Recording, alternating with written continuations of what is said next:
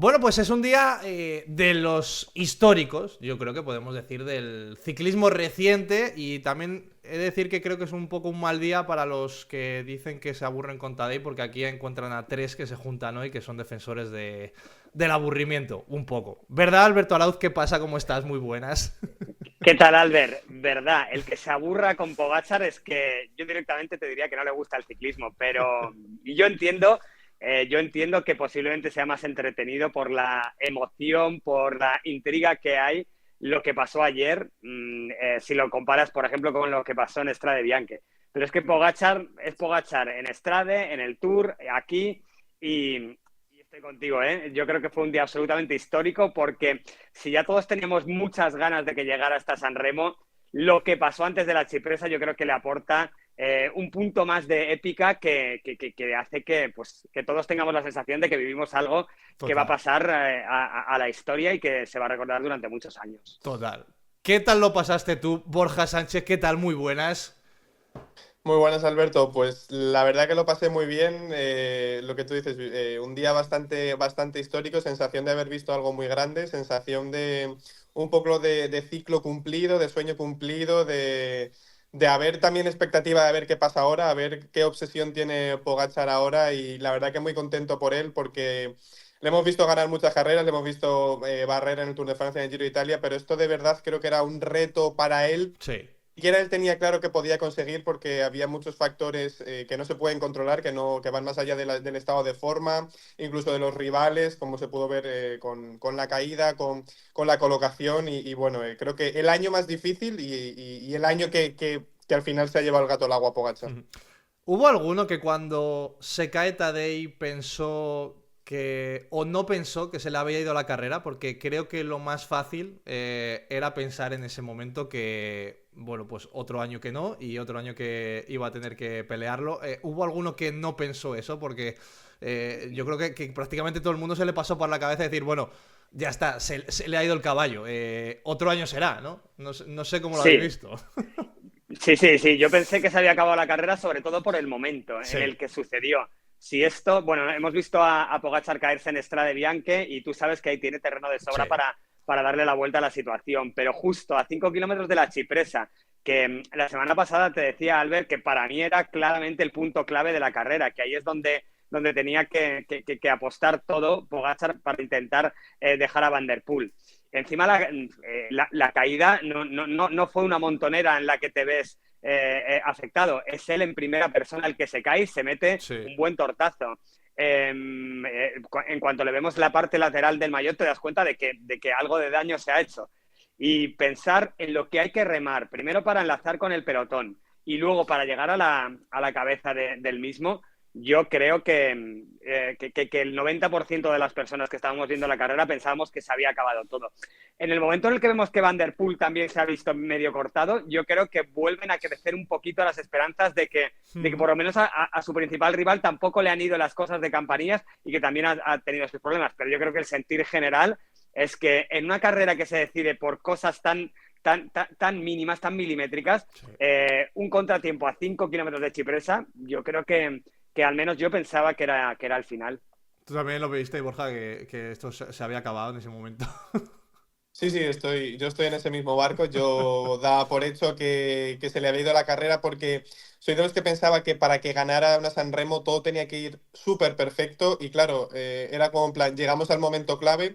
Sí. Habíamos visto el año pasado como sus compañeros no habían estado del todo bien colocados y este año, entre comillas, era él, por culpa de una caída, el que iba a empezar la Chipresa pues ya a contrapié. Si todos los vatios tenían que estar puestos en sus ataques en la Chipresa y en el Poggio, ya los iba perdiendo por el camino por ese al final ese hueco de unos 30-40 segundos que tenía que recuperar y no, yo di por hecho que este año se le había ido y además me puse todavía más pesimista porque pensé cuántos años le quedan a Pogačar de estar a este super nivel, porque necesitamos de verdad a un super Pogačar para ganar en San Remo y ya empecé a pensar en que la cuesta abajo empezaba a venir, pero bueno, con Pogačar pues vemos que todo es posible. A ver, que la forma en la que es la película del sábado, con esa caída, con creo que eran 40 y pico segundos perdidos, la carrera completamente lanzada, en teoría el punto, como decías, Arauz, de inflexión o de atacar de la carrera, que se le iba al garete, el plan establecido, que se le podía directamente marchar, y casi el único punto donde podía romper la carrera, todo pintaba mal para Tadej, pero claro, el devenir de los acontecimientos, cómo recupera, cómo vuelve a entrar en el grupo, cómo no se para ni un momento, porque puedes decir, bueno, me paro aquí 2 kilómetros, tomo aire y ya improvisaremos, ya veremos cómo nos apañamos ahora. Coge, llega, se pone en cabeza del pelotón, le lanzan el ataque y desde ahí no para. O sea, son, no sé si son 40 kilómetros en los que Tadej Pogačar va a full. O sea, es un no parar y es algo que no contemplábamos en el inicio. Si alguien está acostumbrado a ir 40 y si me apuras 60, claro. 80, incluso 100 kilómetros a full, ese es Tadej Pogačar. Es un absoluto superdotado. Yo cuando veo que entra en el pelotón, lo que pensé, después de ese momento de pesimismo que hemos hablado antes, es que, bueno, pues esto se la va a jugar en el podio. Siendo ya mucho más pesimista, yo aquí siempre me he quitado las caretas. Yo quiero que gane Pogačar. Yo, evidentemente, cuando estoy en la radio y tengo que retransmitir algo, tengo que tener la objetividad, pero aquí no tengo que engañar a nadie. Yo iba con Pogačar. Entonces, pasado ese momento de pesimismo, yo lo que pensé es, vale, ha entrado, vamos a tomarnos la chipresa con tranquilidad y en el podio a jugárnosla. Con también cierto pesimismo, porque yo creo que en la chipresa está el punto culminante de la carrera, sí. O es la subida más dura en la que él puede hacer un poco más de daño. Pero es que tarda en llegar a cabeza de pelotón. Yo creo que no llega ni al minuto, ayudado por un gran McNulty. Y a partir de ahí es que él no cambia su plan. Él no conoce la palabra conservadurismo. Él pone a McNulty, pone a Del Toro y suelta un latigazo, que es lo que estaba en su plan sin caída. Brutal. Con lo cual, esto solo puede ser fruto de un superdotado, de un tío que ha nacido para esto, que tiene, aparte de las condiciones físicas, porque eso es evidente que este tío es un extraterrestre, tiene una mentalidad que está a prueba de bombas. Le ha pasado en el pasado, lo vimos en Strade Bianche. Yo creo que lejos de que su mente se vea resentida por esa caída, yo creo que él saca un puntito más de rabia que le espolea y que le hizo ver a un Pogačar enrabietado y hacer lo que hizo. Pero sí. O sea, lo que pasó solo se explica teniendo clarísimo que estamos delante de un fuera de serie que está obsesionado con esta carrera, que después ha reconocido cosas muy fuertes, como que venía muchas veces, 2 veces por semana a reconocer el podio, sí. A reconocer la chipresa, y por eso seguramente suplió los dolores que podía tener, que seguro que los tenía, y nos regaló la exhibición que nos regaló. Luego también, Borja, hay un buen apoyo por parte del equipo cuando, como dice Albert, le lleva McNulty, le lleva antes Vermés para cerrar todo el hueco que tenían. O sea, hay una gran orquesta también, y ese lanzamiento final de Del Toro, que era lo esperado, mira, y sí que seguramente fue la única parte del plan que seguramente le salió, el lanzamiento de Del Toro brutal. Pero claro, hay un muy buen trabajo también del equipo, que seguro que se lo ha reconocido a todo el mundo cuando ganó, ¿eh? Por supuesto, fíjate que yo, en mi opinión, UAE no es un equipo que suele trabajar bien cuando tiene un plan establecido. Se ha visto en los últimos años en San Remo que siempre había alguien despistado que llegaba, que no estaba en el momento oportuno bien colocado, y sin embargo, cuando el plan es salvar al soldado Pogačar, parece que sí, que las cosas salen bien, sí. Que todos lo dan todo por su líder, y yo creo que una base muy importante de UAE es que saben que tienen un líder tan superior que la entrega es total. Da igual quién sea el corredor, que la entrega es total por Pogačar, porque tiene una confianza y una fe ciega en que de verdad que lo va a hacer, sea la carrera que sea. Y fíjate que cuando Del Toro hace el último lanzamiento, que es muy parecido y prácticamente el mismo sitio que hizo Narváez el año pasado, a mí visualmente me da la sensación de que no estaba siendo tan súper, pero parece que sí, que pasó factura, sobre todo evidentemente a Van der Poel, que es el que se termina quedando después. Y cuando vi salir a Pogačar, yo le vi que salí y decía, pero no sé si es el golpe, no sé es qué, pero no me estaban transmitiendo la confianza de esas veces que ves a Pogačar salir y lo rompe del inicio. Es verdad que las pendientes, pues al final son muy pequeñitas para que Pogačar pueda hacer mucho daño, pero nada, la verdad que UAE el día clave mostró su mejor versión.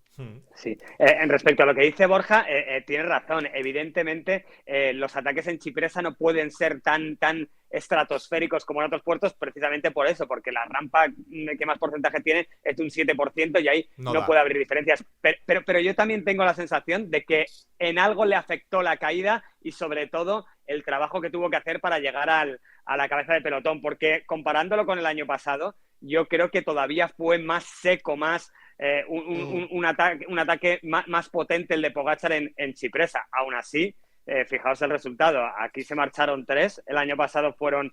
Por un momento Gregoire se agarró un ratito a la rueda, pero duró muy poco. O sea que evidentemente el trabajo del Toro fue muy bueno y el ataque también, pero sí que es verdad que yo creo que Pogačar sin la caída hubiera movido más vatios y hubiéramos visto un ataque todavía más salvaje en la Cipresa. Que hay un poco una, no sé si una corriente de opinión o un poco la teoría de si la caída le benefició en cierto modo a Tadej porque el que se cayó también fue Van der Poel.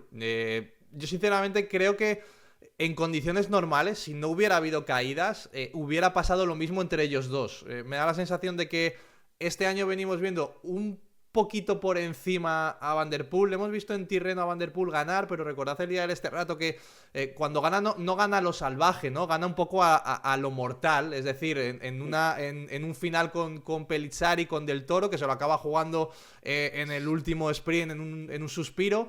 A lo mejor ahí Tadej en ese escenario hubiera arrasado, ¿no? Y no hubieras tenido que recurrir al sprint como sí que tuvo que recurrir Van der Poel. Entonces, a mí sí que me da la sensación de que este año ese medio escalón de poca diferencia que pueda haber entre los dos y que aquí iba a ser definitivo, este año caía del lado de Tadej sin la necesidad de la caída.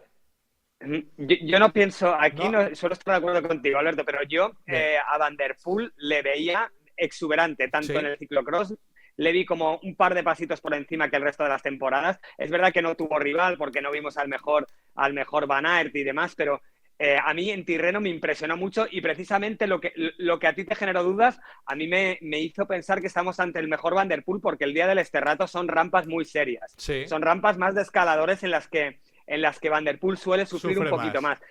Claro, y para mí el hecho de que estuviera al nivel de un Del Toro que intentó dejarlo me asustó un poco respecto al nivel que podía tener Van der Poel. Luego lo que hace el último día de Tirreno de marcarse ese entrenamiento de muchísima calidad, yo pensaba que estábamos ante la mejor versión de Van der Poel y es lo que me hacía pensar que quizá Pogačar otro año se iba a quedar con las ganas. Nunca sabremos cómo le afectó la caída a Van der Poel. Evidentemente, o sea, observándolo desde fuera, más afectado Pogačar, claro. que es el que se va al suelo. Yo creo que Van der Poel, de hecho, no hay imágenes, pero yo creo que no se llega a ir al suelo, sino que se lleva un golpe en su mano izquierda, según contó él después. ¿Hasta qué punto la muñeca o la mano a un ciclista le puede mermar en su rendimiento? Yo creo que simplemente Van der Poel, estoy un poco con tu teoría, ¿eh? Yo creo que Van der Poel no tuvo su día súper y que sin caída también hubiera sucumbido. Pero he de reconocer que me sorprendió que donde pudo estar Pidcock no pudiera estar Van der Poel. Y eso es que nunca lo sabremos, si la caída está entre las principales claves para que esto sucediera. Pero es verdad que yo me esperaba al mejor Van der Poel y lo cierto es que no lo vimos. ¿Tú la compras, lo de la caída, Borja, o no?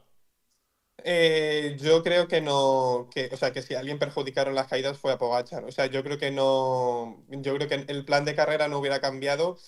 Yo me esperaba a un Van der Poel en su mejor nivel. Lo que hablabas antes del día de la Tirreno con el final en el Sterrato, a mí o sea, es verdad lo que dice Arauz que Van der Poel se midió en rampas muy exigentes con corredores que son evidentemente mucho más escaladores que él, pero para mí lo que evidenció ese día es que si Van der Poel no fue a Estrade, por ejemplo, es porque no hubiera sido rival para Pogačar tampoco ese día, porque creo que Pogačar ese día hubiera estado muy por delante de Van der Poel, de Del Toro, de todos los que se jugaron la victoria en Tirreno, y no me esperaba para nada, ni con caídas ni sin caídas, esa, digamos, mini explosión de Van der Poel. De hecho, tampoco me esperaba que fuera Van Aert el que tirara ese último ataque y que nadie como Van der Poel saliera por él. O sea, yo creo que simplemente Van der Poel fue muy bien hasta esos ataques de la Cipresa que le terminaron mermando y que una vez llegó el pollo, pues se tuvo que soltar.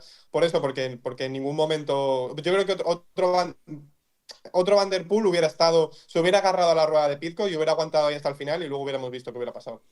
Hay un momento cuando Van der Poel ya no aguanta en el pollo. Si las cosas ya eran complicadas para Tadej, le sumas lo de la caída, le sumas todo lo que ha gastado, y en ese momento le tienes que sumar la dificultad de jugarse la carrera con el mejor bajador del mundo, que es como que se le iban poniendo todos los elementos un poco en contra a Tadej, ¿no? Y también decías, ostras, que va a llegar, si no le suelta a Pidcock en el descenso, va a llegar al sprint con un tío que es un poco más rápido que él, con lo cual todo apuntaba a que no iba a ser su día tampoco, pero se repone a todo eso. No sé si os sorprende que Pidcock en el descenso no forzara. A mí me sorprende en cierto modo que Pidcock, siendo... Más bien al revés, más bien al revés. Hay un par de momentos en los que parece que Tadej le abre un pequeño hueco. Por eso a mí me sorprende que con lo que es Pidcock, y sabemos que no le tiene miedo a nada, no diga, oye, yo aquí me da igual que en teoría sea un poco superior en el sprint, oye, voy a jugármela y voy a ver si le fuerzo y le saco unos metros en el descenso. Yo no sé, ese escenario, ¿cómo lo estabais viendo en ese momento? Mira, yo estaba viendo la carrera con amigos que les gusta bastante el ciclismo, y ellos pensaban que Pidcock podía soltar a Pogačar en el descenso. Y yo pensaba que era prácticamente imposible, porque un ciclista, obviamente es mejor bajador Pidcock que Pogačar, mucho más habilidoso, viene del mountain bike y todo lo que tú quieras, pero Pogačar para nada es un mal bajador. No. Y sobre todo para mí la clave es que ha hecho ese descenso posiblemente más de 100 veces en su vida.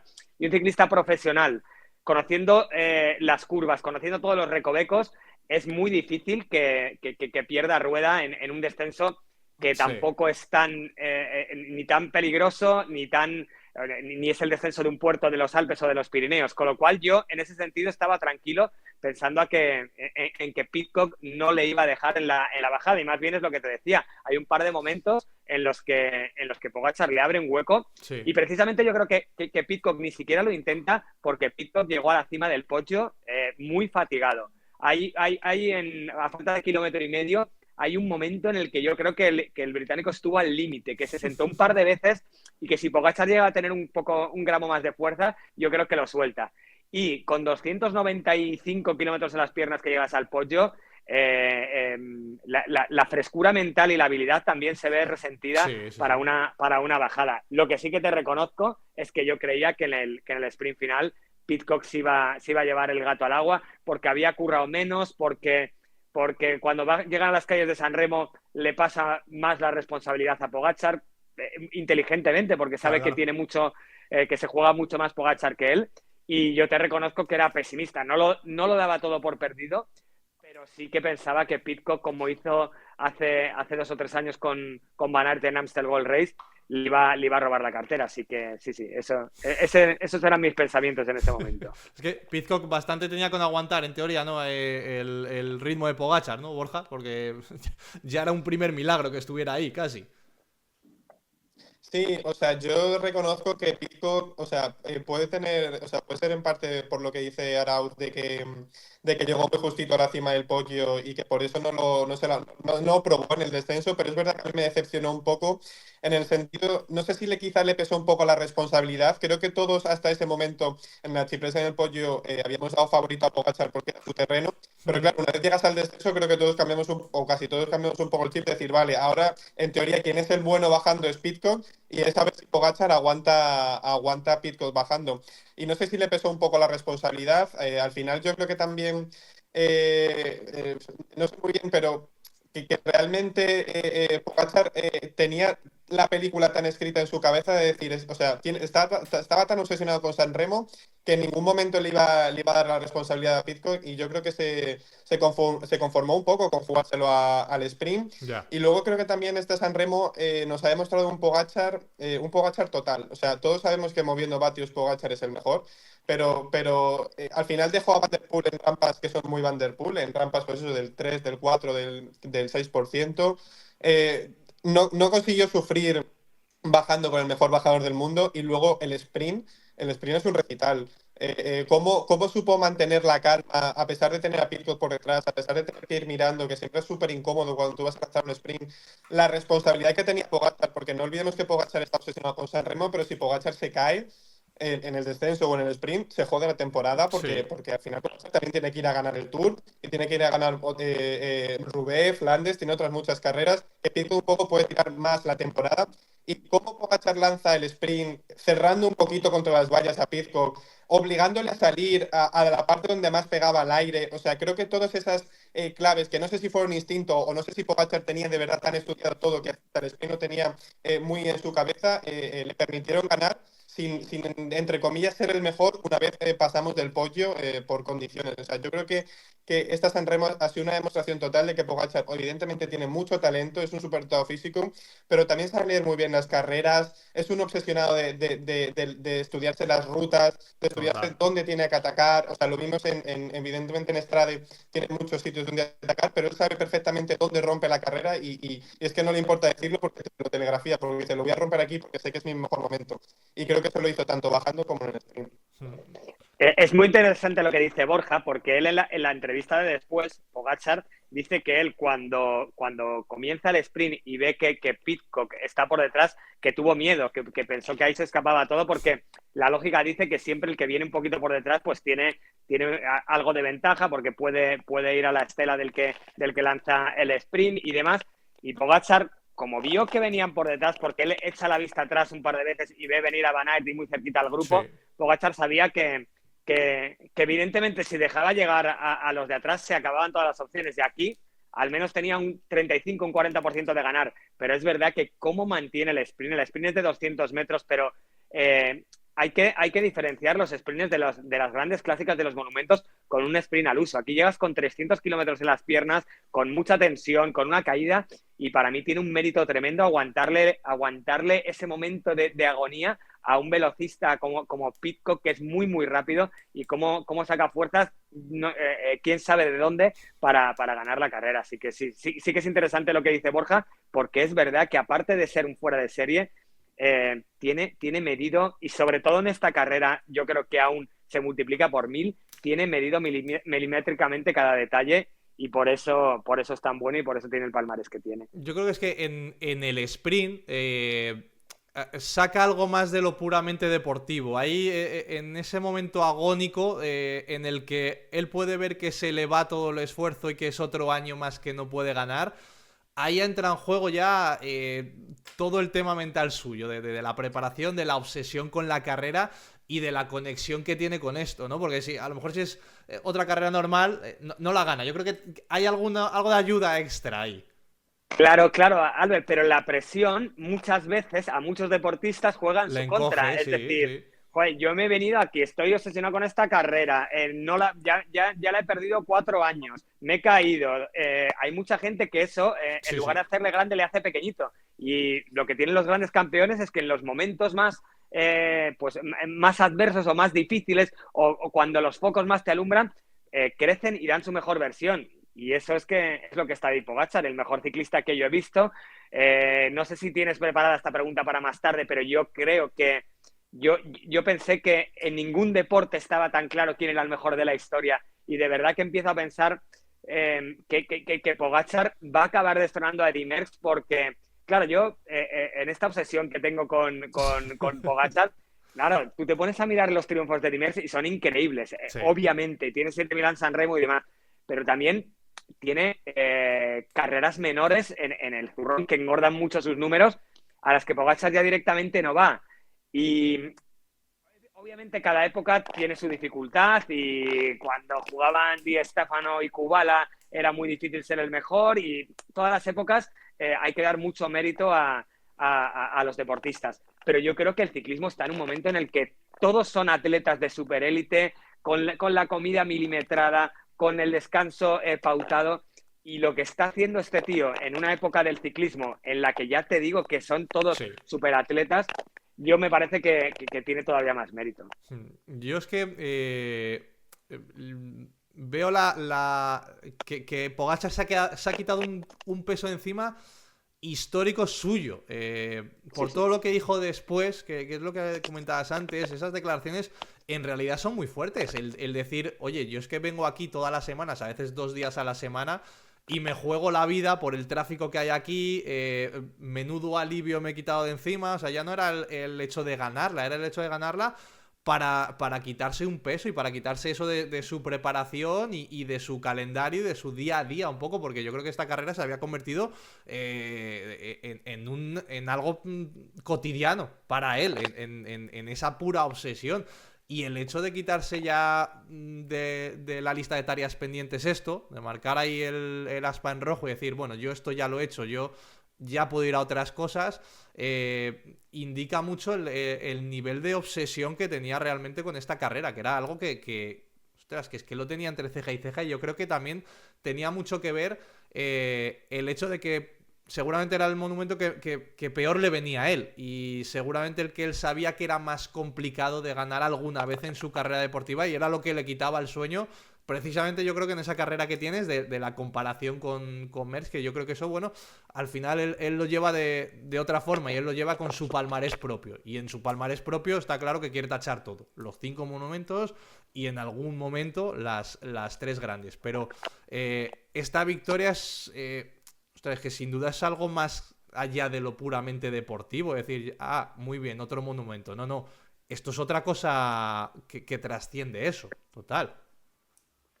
Sí, o sea, yo no tengo ninguna duda que probablemente para Pogačar el día de ayer esté en el top 3 de momentos suyos como ciclista profesional, porque él es evidente que va tachando con un boli rojo, va tachando carreras, va tachando retos que él tenía en su cabeza. Y de ahí la obsesión. Yo estoy seguro que Pogačar, es verdad que San Remo lo tiene a media hora de su casa, de Mónaco, y es más accesible ir a San Remo que ir al bosque de Arenberg. Yeah. Pero estoy seguro que no le va a dedicar ni la mitad de tiempo a Roubaix de lo que le ha dedicado a la Milán-San Remo.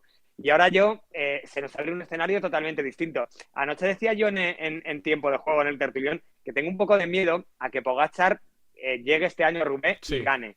¿Por qué tengo miedo? Porque se le pueden acabar los retos. Puede ver que en cuanto venga la vuelta, que es cuestión de tiempo que venga y la gane, yo ya te he dicho alguna vez que creo que va a ser este año cuando va a venir la Vuelta a España.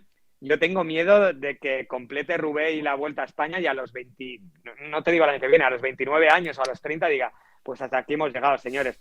Así que como fan de Pogačar, obviamente el día que salgan en la Paris-Roubaix voy a querer que gane él, pero no me importaría que tardara 3 añitos en ganar en Roubaix para que la ambición siguiera ahí viva.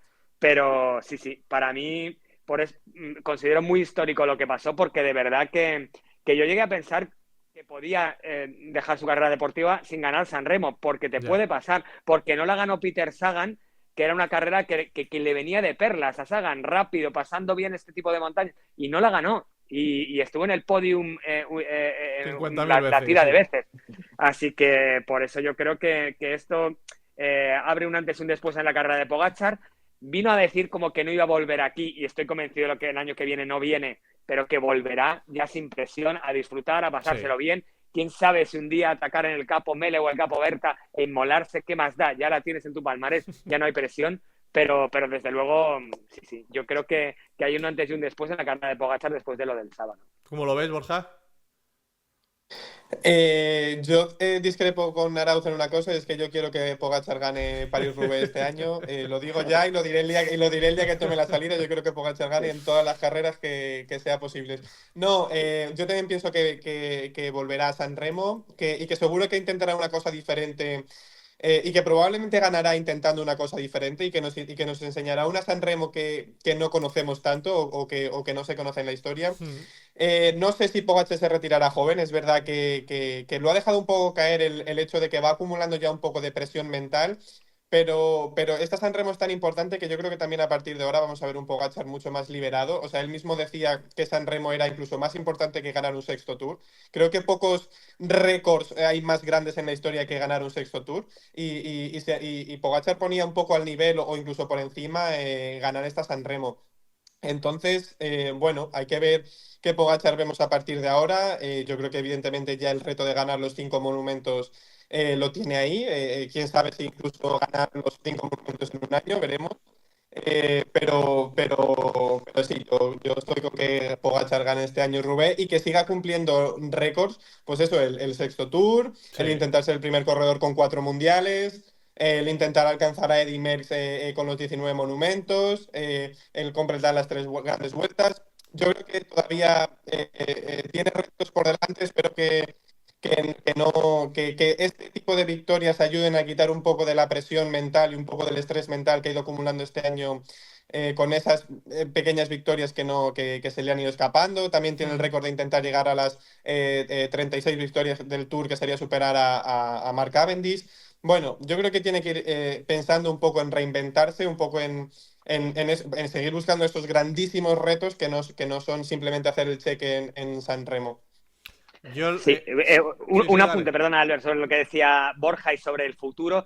Es que este año se le abre una posibilidad muy interesante de lo que ha dicho Borja, de ganar los 5 monumentos en un año. A ver, es ciclismo ficción, queda mucho, obviamente lo más difícil es Roubaix, pero viendo cómo vi ayer el sábado a Pogačar y cómo vi a Van der Poel, Flandes, hay muchísimas opciones de que lo vuelva a ganar. Es una carrera que además cada año va conociendo un poquito más y que yo creo que en circunstancias normales la va a ganar. Lieja la doy por descontada y Lombardía también. Si se presenta y no se cae, la gana. Punto final. Ya está. Y el asunto es Roubaix. Que en Roubaix el año pasado la maldita caída esa al salido a la salida de uno de los tramos de pavé nos privó de ver hasta dónde era capaz, pero lo va a estar peleando. Así que yo sí que creo que además eso sí que sería marcar un hito, que yo veo a Pogačar capaz de ganar los 5 monumentos en un año y por qué no puede ser en este 2026. Sería una locura. Todos los monumentos, una gran vuelta en una temporada y vete tú a saber si un mundial. Venimos hablando... O dos grandes vueltas, dos que yo creo que este año va a ser Tour y vuelta. Por ejemplo, Sí, pero sí. fíjate, venimos hablando en los últimos 2 años de que si han sido las mejores temporadas de la historia que se han visto jamás. Claro, hacer algo así, es verdad que es ciclismo ficción, pero sería romper con, yo creo, con todo lo que nos imaginamos. Yo lo que creo que deja claro esta Milán-San Remo y lo que viene pasando en los últimos 3 años es, uno, que Pogačar por sí mismo es capaz de cambiar un poco la manera de entender una carrera, de entender el ciclismo, porque una carrera que tiene el prestigio de ser un monumento y todo lo que tú quieras, pero creo que todos estábamos de acuerdo en que, bueno, pues tú te enchufabas los últimos 20 kilómetros, veías el pollo y ya está, ¿no? No había mucho más, no arrastraba lo que arrastra ahora, y ahora desde hace 3 años, solo por su empeño en ganarla, creo que se ha generado una manera diferente de entender la carrera y todos estamos con las orejas tiesas, por lo menos desde Chipresa y normalmente Sí. un poco antes, con lo cual él cambia una manera de entender el ciclismo. Y la segunda, no sé, en vuestro baremo de gente a la que conocéis, ¿cuántos ha llegado la victoria de Pogačar? Es decir, gente que a lo mejor no vea el ciclismo habitualmente, que os haya dicho, oye, ha ganado este tío esto. Quiero decir, porque eso es un poco la repercusión de puertas para afuera, de los que no somos solo los frikis de esto, de lo que está trascendiendo esto, ¿no? Yo el sábado, después de la carrera, vi a mi padre y me dijo, ha ganado el Pogatras ese, ¿no? Me dijo, mi padre que no ve bici desde hace no sé cuántos años, ¿no? Entonces, Ya. para mí ese es el baremo, ¿no? Que gente que no ve el ciclismo le ha llegado que este tío ha ganado esto, ¿sabes? Sí, para mí el baremo, por ejemplo, es que ayer se habló de Pogačar en el tertulión, en la COPE. Sí. Que el ciclismo, pues salvo cuando llega el Tour de Francia y la Vuelta a España, que es un poco la cultura que ha habido siempre en nuestro país, el ciclismo pasa a un tercero o un cuarto plano. Pero yo creo que hay deportistas que, pues como tú has dicho, elevan carreras. Bueno, yo ayer, mira, te cuento una anécdota. Sí. Ayer, o sea, yo los domingos tengo que dar el profesional de la jornada por una marca publicitaria que colabora con nosotros. Y yo quería dárselo a Pogačar, aunque bueno, y me dice, me dice un compañero, no voy a decir el nombre, pero ¿qué ganó la Milán-San Remo? Como si la Milán-San Remo fuera una carrera de pacotilla. Y eso es lo que a mí a veces me entristece un poco Ya. de la afición que hay al ciclismo en España, porque si el aficionado que le gusta el Tour de Francia, que es un evento que se sigue masivamente de toda la vida, y la Vuelta a España también, si asomara un poco a estas carreras se darían cuenta de que son más entretenidas, son más bonitas de ver, pasan más cosas, Sí. se corre sin ningún tipo de freno de mano echado y la gente se divertiría más. Y gracias a Pogačar hay más gente que se va animando a ver estas carreras, Total. con lo cual yo creo que esta victoria sí que ha tenido mucha repercusión y lo que decías de tu padre es así, gente que no está muy cercana al ciclismo sí que te viene y te pregunta y te dice y te habla Sí, sí. de lo que pasó.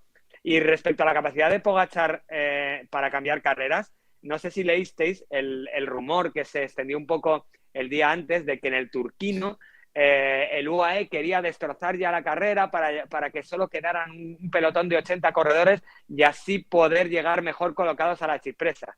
Pues con Pogačar te llegas a creer que eso puede ser verdad. Luego no pasó. Pero dices, bueno, pues a lo mejor lo hacen, a lo mejor dentro de sus locuras, pues intentan endurecer mucho aquí y así va un pelotón más reducido y demás. Con lo cual eso te habla de que Pogačar, Sanremo la ha cambiado. Es verdad que antes de Pogačar, el año de Nibali, por ejemplo, vemos a un ganador de Tour ganar la carrera, pero lo hace en el descenso. Sí. Pantani en el 99 hace un ataque suicida en la Cipresa, pero no le sale bien. Pero este tío es capaz de cambiar carreras y cuando vaya a Roubaix, que es una carrera que en teoría un tío que pesa 60 y pico kilos, enfrentándose a un tío como Van der Poel con lo corpulento que es, en teoría no tendría que tener ningún tipo de... O sea, no tendría que tener muchas opciones.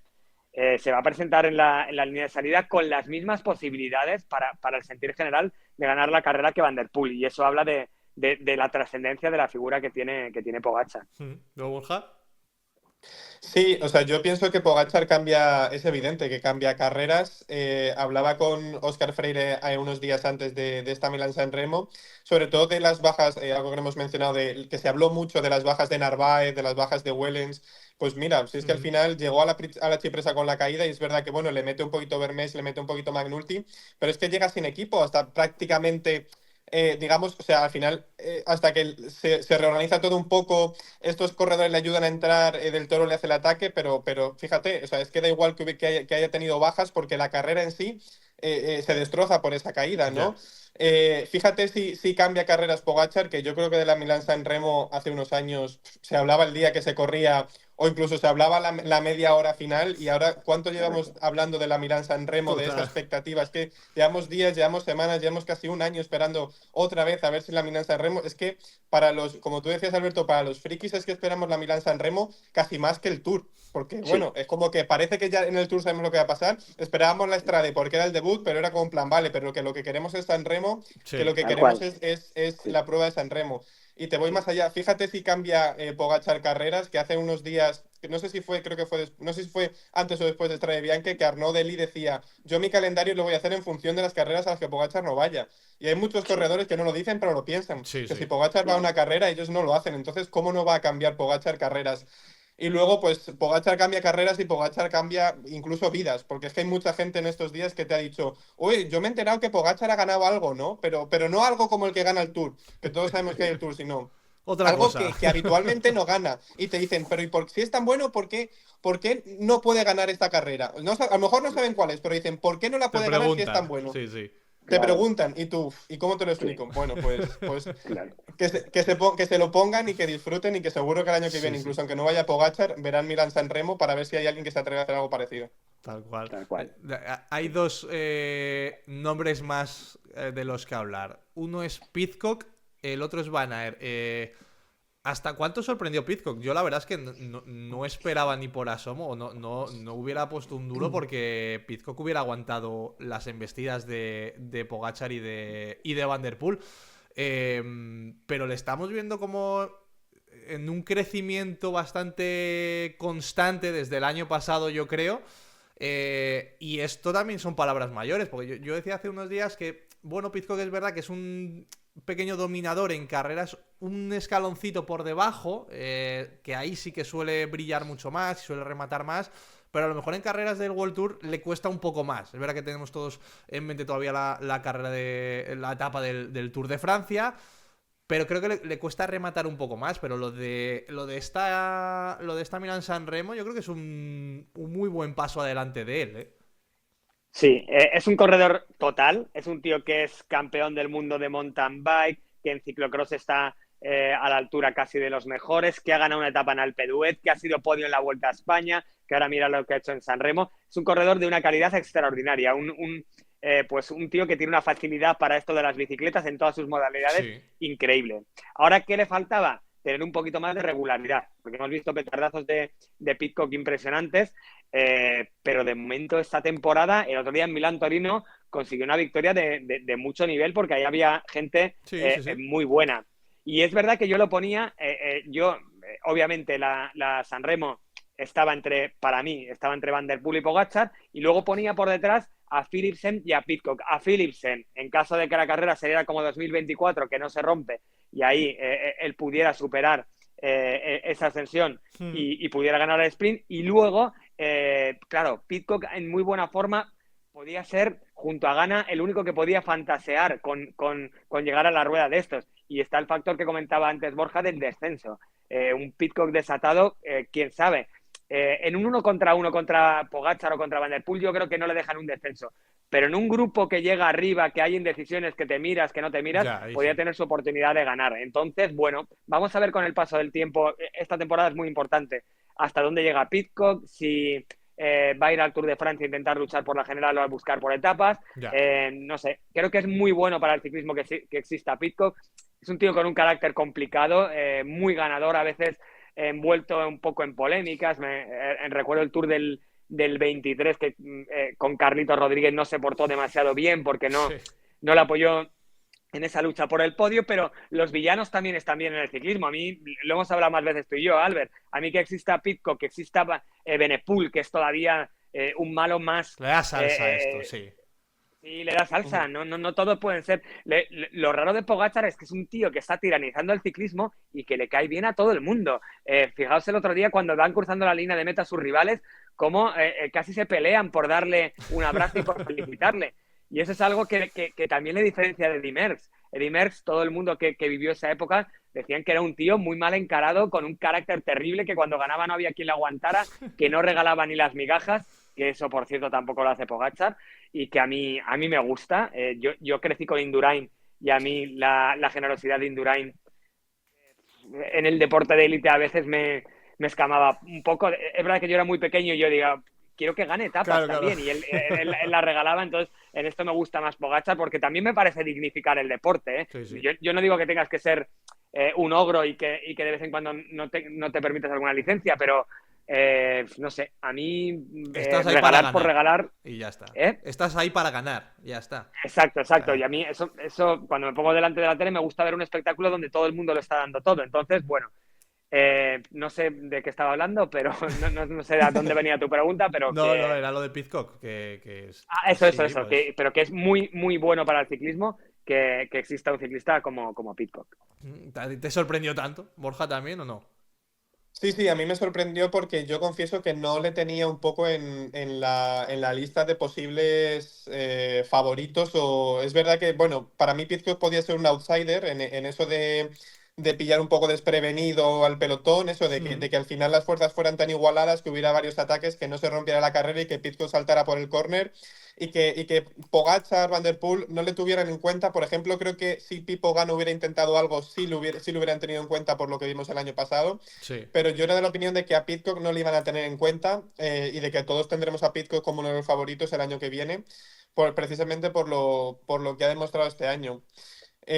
A mí Pidcock, creo que lo hablábamos el año pasado, con el cambio de equipo y demás, creo que le ha venido bien un poco el salirse del foco. Es un corredor que no puede estar, o en mi opinión no puede estar desde enero hasta noviembre haciendo buenos resultados, sino que necesita que se le vea 4, 5 o 10 días, pero que sean 10 días brillantes. Me recuerda un poco en ese sentido, quizás, un poco corredor, por ejemplo, como a Alaphilippe. Es verdad que Alaphilippe igual podría ser más ganador o tuvo una época, evidentemente, que era más dominador, cuando todos le veíamos un poco el sucesor de Valverde. Pero al final eso, un corredor que no tiene que estar atado a una regularidad, sino a días muy brillantes, como por ejemplo venía de hacer en la Milán-Turín. O sea, al final es un corredor que ahora mismo está en un nivel de forma muy grande. Claro, veremos a ver cuánto le dura. O sea, no, por ejemplo, yo no confío en un Pidcock que vaya a estar igual, por ejemplo, en el Tour que lo estamos viendo ahora, pero que los días que aparece... es verdad que hay que tenerlo en cuenta por eso, porque es un ciclista muy completo, porque es un ciclista que tiene una punta de velocidad importante para las llegadas, que se tira bien bajando, que sube bien. Creo que es un corredor bastante listo, bastante astuto. Lo vimos aprovechándose muy bien del trabajo de Pogačar. Entonces, bueno, yo creo que es un corredor que está encontrando su sitio, que quién le iba a decir que sus mejores resultados los iba a encontrar fuera de un equipo como Ineos, un equipo que ahora mismo está intentando reinventarse, que está intentando inyectar de nuevo dinero, pero que realmente está un poco huérfano, ¿no? De un líder o de un corredor que se deje ver. Y bueno, pues quién sabe si le vuelve a llegar una oferta de Ineos, que le pongan encima de la mesa dinero y que le arropen de un equipo que le permita hacer un pequeño Pogačar, ¿no? Pero bueno, eso, que para mí, en resumen, no estaba en la lista de favoritos ni mucho menos, y que sí, a mí me sorprendió muchísimo y opacado un poco por el éxito de Pogačar, pero fue una de las grandes figuras Sí, sí. de la carrera. También verá que él ahora está en un equipo donde obviamente es el número uno. No hay nadie que se atreva a mirarle a los ojos, ¿no? Y que él está allí como, pues le tienen a cuerpo de rey. O sea, le dan todas las facilidades y le tienen, vamos, como si fuera Sí, pero un... tampoco es un equipo que digas que trabaje No, para él. Al no, final no, es que pero está muy por encima del resto y Sí. entonces, tal claro, cuando cual. se le ve...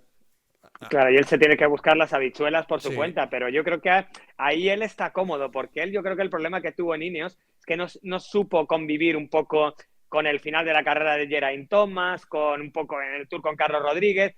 Es un tío que desde tan pequeñito y en todas las disciplinas ha sido tan bueno que lo de compartir liderazgos y lo de no iba con trabajar él, para claro. otros o lo de que pues no lo lleva bien. Sí, tal cual. Y que no era un Bernal 2.0, que yo creo que es lo que Ineos quiso. También. Exacto. Sí, sí. Hay el último nombre, el de Van Aert. No sé si volver a ilusionarme con él. No sé si decir, bueno, ya le pasará otra vez algo malo dentro de poco, como le suele pasar. Eh, Que claro, ya le pasó, ¿eh? Sí, sí, pasó, sí. claro.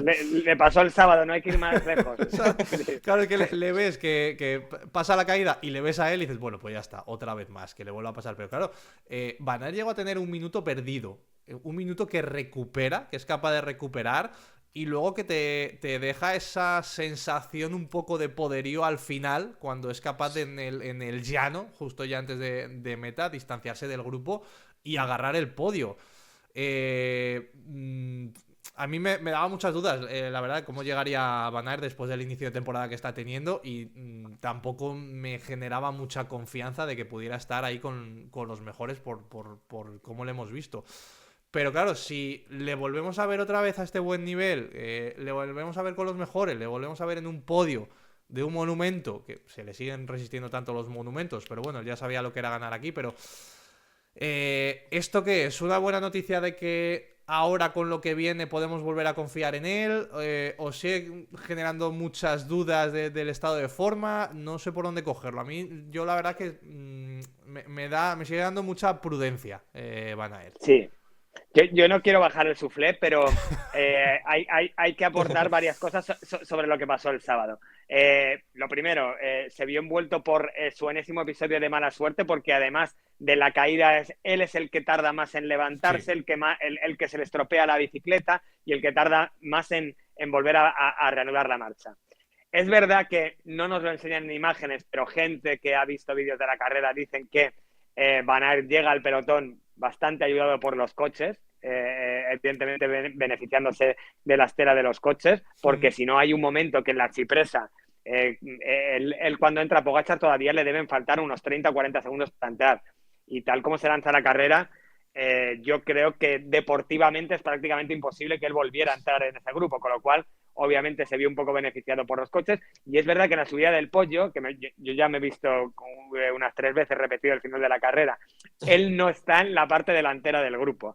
Ahí Ya, va es verdad. tirando, pues va Laporte en tercera posición, no sé quién es el Ineos que va tirando, pero Laporte está en la posición 15, 20 del grupo, con lo cual tampoco tenía unas piernas siderales en esa subida, porque si no hubiera estado un poquito más adelante. Y luego hay que aplaudirle la inteligencia de, al llegar la parte más llana en San Remo, de atacar, porque él, ya lo hemos hablado a veces, ya no confía tanto en su punta de velocidad, ya es más veterano, han pasado muchas cosas, y con Pedersen y compañía al sprint seguramente tiene todas las de perder, con lo cual él se sube al podio por astucia y obviamente calidad y un buen estado de forma para estar ahí.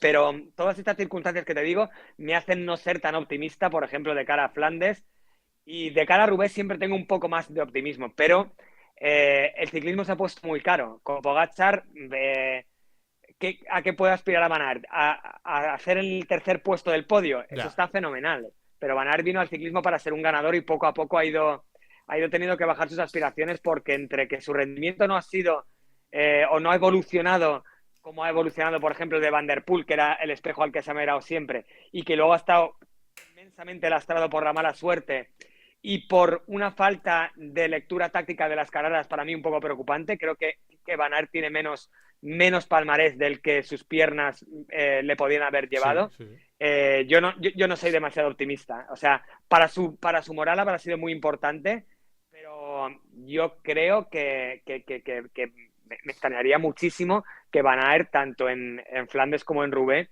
logre estar ni siquiera cerca de los movimientos de Pogačar y de Van der Poel en el momento crucial de la carrera. Vaya bajón, ¿eh?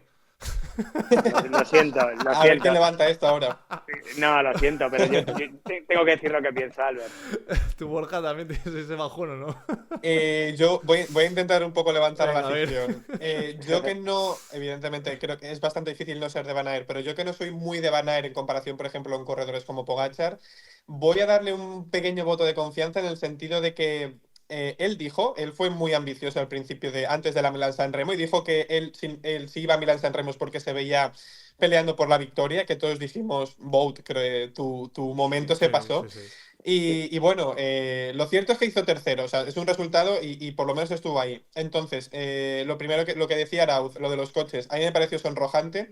Es verdad que en radio retransmisión sí se vio un momento donde iba con dos compañeros, que ahora mismo no recuerdo quiénes son, iban con dos compañeros de Visma detrás del coche, que yo di por hecho que le iban a sancionar. Porque es que hubo tramos de 20, 30, 40 segundos, seguramente más de un minuto, donde iban todo el rato haciendo trascoche y al final cuando tú tienes un minuto perdido y cuando sabes que la carrera se va a lanzar en cuestión de segundos, Ya. o sea, no es lo mismo que te ayuden a entrar cuando faltan 150 kilómetros para meta, que al final eso da igual, pero era un momento clave de la carrera y si tú te has caído, se te ha ido el caballo.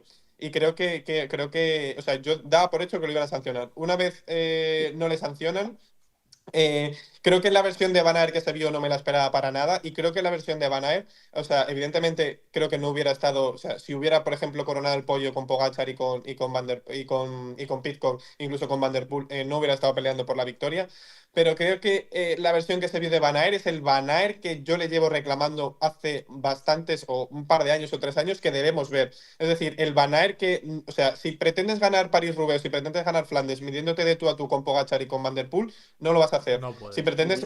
pretendes, o sea, lo hemos visto en Tirreno, por ejemplo, no se le ha visto en una etapa como la del Esterrato. Le hemos visto hacer alguna ayuda, recordamos el año pasado la ayuda que le hizo a Simon Yates, recordamos la victoria que le quita a Pogačar en la última etapa del Tour.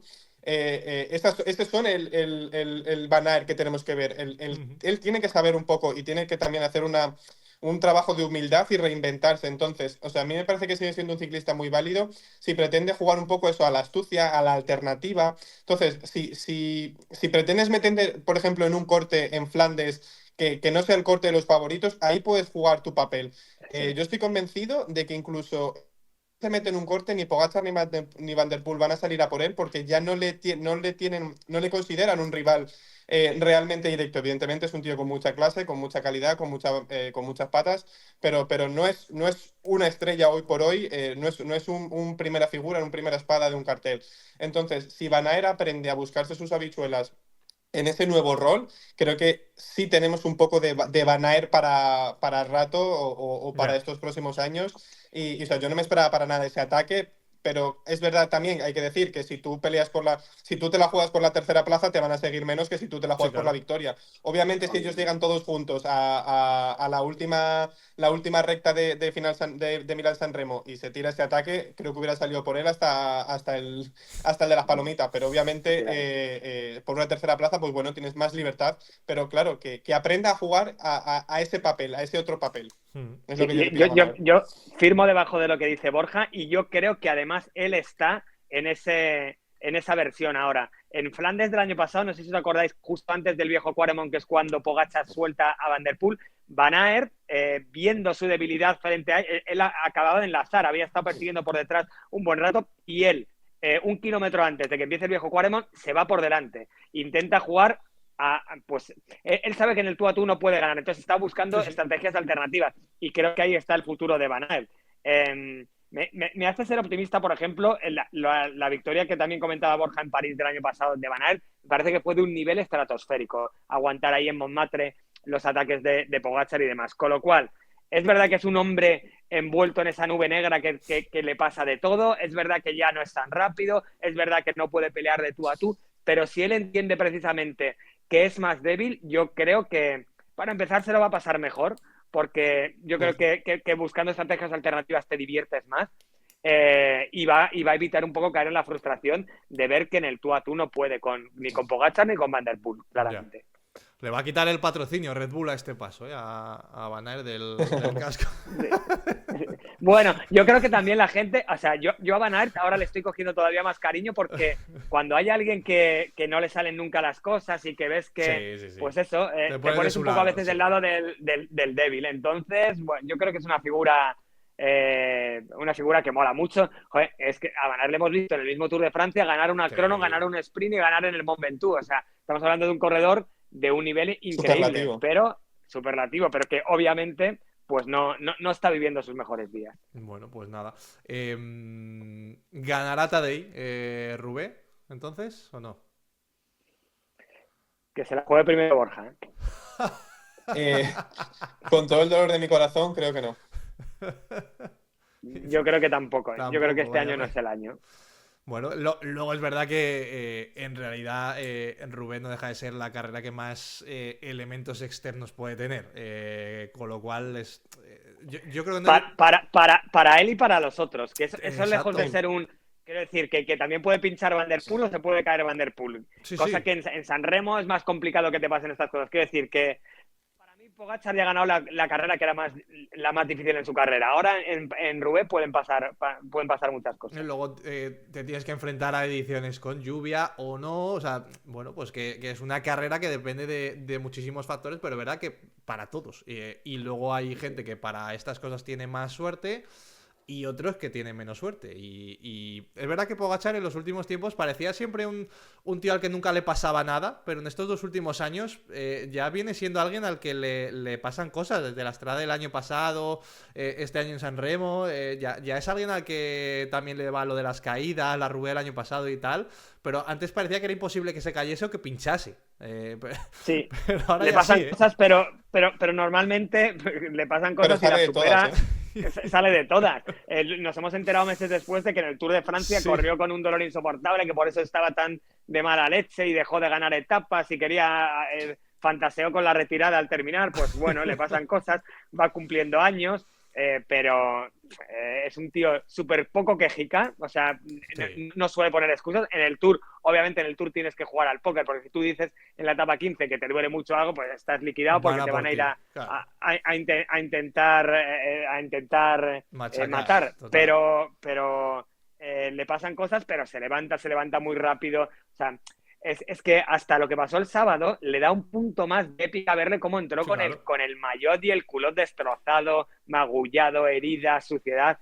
Yo creo que eso engrandece todavía más la figura de Pogačar, que se cae, pero rápidamente se levanta y termina ganando casi siempre. En Roubaix ha sido la única vez en la que un poco pues esa caída le lastró y nunca sabremos lo que habría pasado, pero normalmente... yo creo que también por su musculatura o por los huesos o por lo que sea, es un tío que soporta mejor las caídas que otros. Porque, bueno, yo qué sé, en una carrera tan de detalles como San Remo, joder, se dio un buen golpe, llevaba magullada la zona de la cadera y tal, y no le afectó. Él dijo luego en la entrevista que le dolía la rodilla y demás, pues no pareció que le dolía de nada. En esa caída Roglic se hubiera roto la pelvis. Bueno, sin duda. Tal cual. Y Van Aert más de lo mismo también, ¿no? Y Van Aert igual. Sí. Bueno, pues una hora fantástica de Milán-San Remo. Hoy la verdad es que merecía la pena. Era uno de esos días marcados un poco en rojo y con lo que ha sucedido y sobre todo, más allá de lo que ha sucedido, el cómo sucedió, yo creo que era día de estar aquí un buen rato. Así que, pues nada, placer auténtico como siempre, Arauz. Abrazo enorme. El placer es mío. Albert, Borja, un abrazo fuerte. Borja, mil gracias por pasarte al programa este tan legendario de la victoria de Pogačar en San Remo.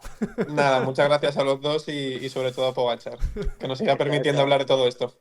Eso.